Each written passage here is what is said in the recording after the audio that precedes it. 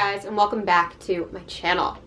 So today we are going to be talking about one of my latest Nightworm books, The Bedmakers. This is a collaborative novel by both Chad Lutzke and John Boden.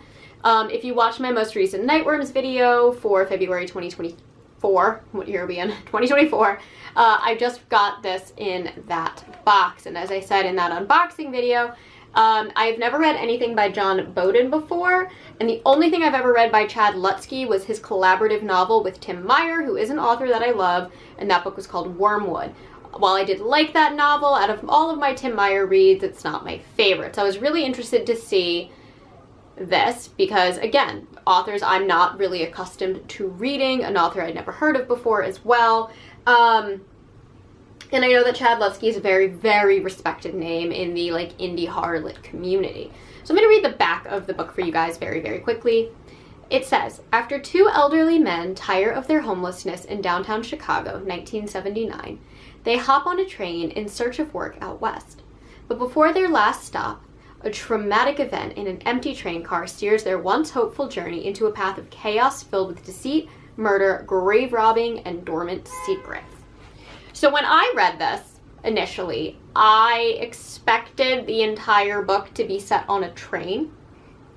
I don't know, maybe because I read The Boxcar Children when I was a child, but I thought that's where this was going. And this book is not really set too much on the train. It is set in small town America, in the very, very late 70s. I believe in middle America. I don't think they actually say what state this is taking place in, but definitely not the most accepting type of small town. This book has a ton of trigger warnings. A ton. I was about to say I don't even think there's animal abuse, but I believe that there is a reference to something. Nothing that would make me discourage anybody from reading this book. It was very, very minor, and I almost forgot that it happened in it. But no, this primarily takes place in super small town America in the late 70s. We focus on two old men named Calvin and Jeannie. Eugene is a black man. Calvin is, I believe, a white man. I don't really think they say. But they are also both homeless veterans. I'm assuming that they served in World War II. I'm trying to do the math in my head. I'm pretty sure it would have been World War II that they served in. I could be wrong on that. And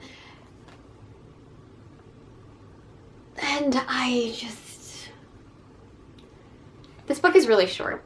This book is really short. It's 159 pages, and it took me really long to get through. And I think the problem with that is every single thing that happens in this novel is extremely predictable. I could see the setups coming from a mile away. I could tell you the twists that were coming. And I had just kind of seen and read most of what's in this novel before. It wasn't groundbreaking, it wasn't game-changing, it's very sad, and there are some definitely disturbing scenes and topics in it. There is the assault on actually several female characters in the story. None actually described, it is all just the aftermaths that are mentioned. But you're very, very, very close to the aftermaths. And so it was just something that had kind of a very brutal and dark topic, along with, obviously, the excessively racist characters in the story, targeting our character, Jeannie. Again, just very, very, very harsh topics, and yet the novel, I felt didn't have anything to say that hasn't been said 5,000,000 times before. This is also a story where we saw virtually no character growth at all. The bad people stay bad. The good people stay good. Nobody grows, nobody evolves at all. It's just kind of this 4-week period in our characters' lives interacting with other characters, and people don't really grow from it at all. There's one character who is discovered to be committing a crazy crime that is alluded to be for, like, misinformed good intentions. And it's very jarring, and it's very weird, and it's out of nowhere. And that is just completely, like, brushed aside, and we never really hear about it again. Really, really weird. There is the character of the pastor's son, who I really have no idea why he was even introduced, because he is there, he is weird, and he does nothing. He does nothing but be there and be weird, and he adds nothing to the story, and he doesn't elevate anything. To an extent, same with the pastor. Same with almost all of the side characters that aren't are protagonists, antagonists, or police officers. And I just found this story to be an extreme, extreme, extreme letdown. And it's hard for me to talk about a novel that is so, so short without spoiling it, especially when I don't like it as much as I do. Because I really just want to talk about scenes and characters and twists and explain how I could figure that out on, like, page 10. And I feel like that's been a theme with books that I've been reading recently, where I have been able to figure out twists and turns far more easily than I am used to. And I'm somebody who can be easily blindsided at times, and I enjoy being blindsided at times. But like with the recent Darcy Coates book, Dead of Winter, I have a whole review on that. If you haven't checked that out and you're interested in reading that book, go check that one out. But there's just something to me about, maybe it's the fact that I have now consumed more horror media in the last 3 or 4 years since starting this channel than I had in my entire life before, that I'm just starting to see kind of themes and topics regurgitated.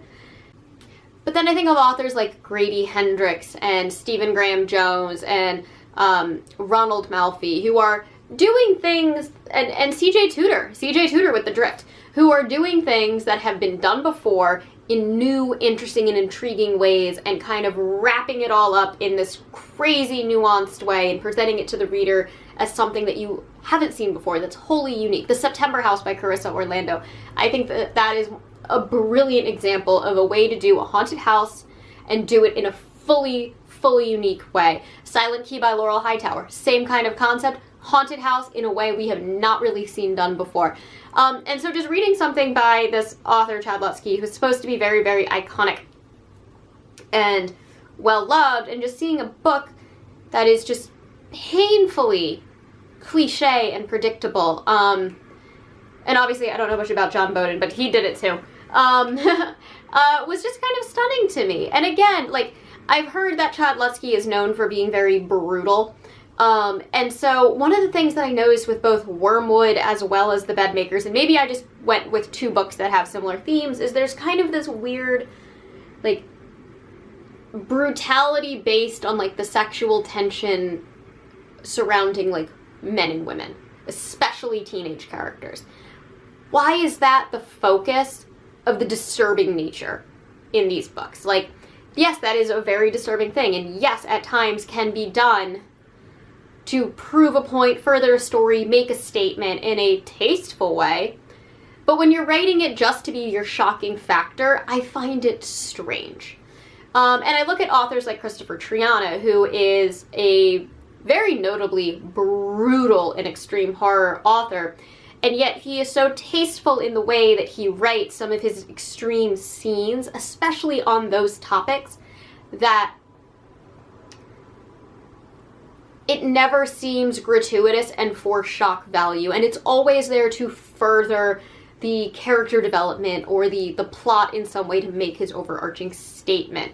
I'm currently reading Ex-Boogeyman by him, and there's certain things that kind of are in that realm, in that story, and yet it makes absolute sense with the novel and doesn't feel gratuitous.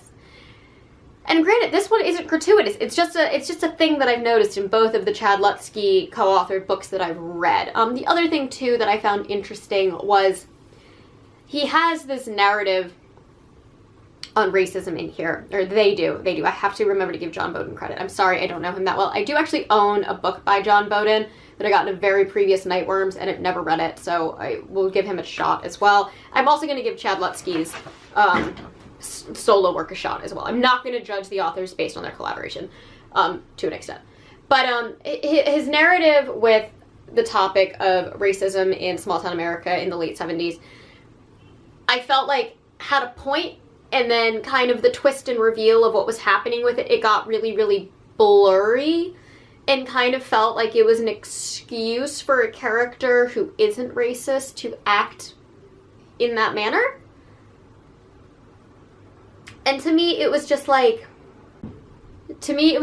what was the point of that? I felt like there could have been a message there. There could have been a really interesting way to unravel that story. There could have been some political or social commentary, and I know that in my recent video on the paleontologist, I talk about how I hate blatant social commentary.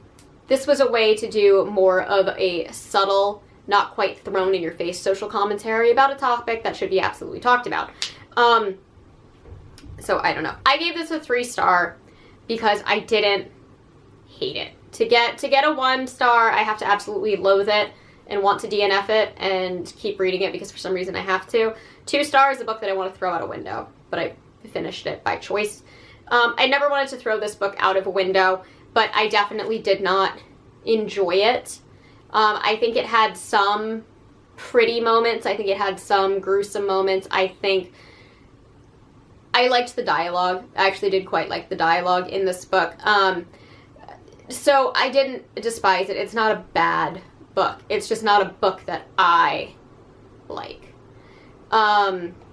Yeah, and it was hard for me to get through. I just knew what was going to happen, and I just felt like once I figured out what was happening and all of the twists and turns and the reveals, I just kind of like watched the book kind of drag on in its attempt to convince me that what I thought was going to happen wasn't going to happen, only to find out 20 pages later that what I thought was going to happen happened.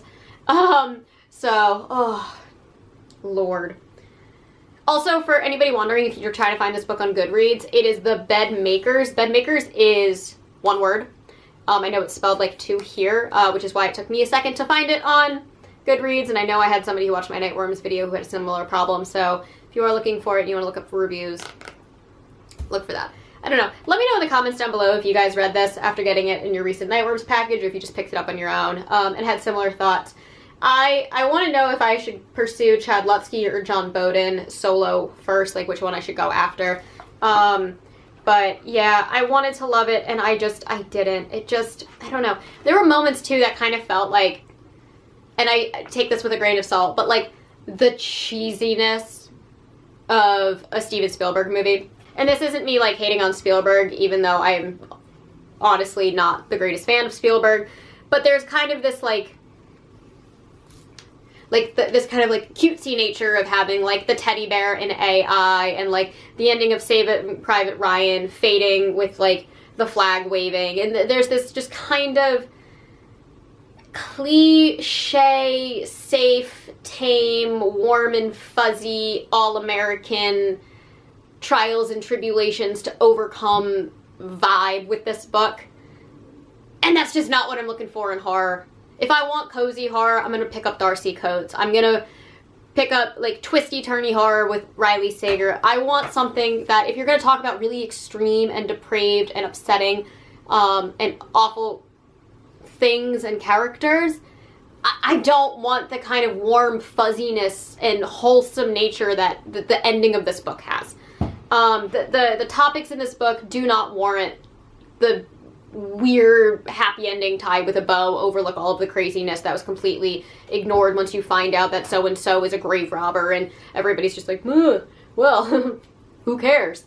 You know, it's just like, that might have been a minor spoiler, but whatever. Weird. Very, very, very weird. And I wasn't a fan. So yeah, 3 stars, but I didn't hate it. It's just not my cup of tea at all. Anyways, that is all that I have for you guys today. As always, I try to post every Monday and Thursday, sometimes on Saturdays.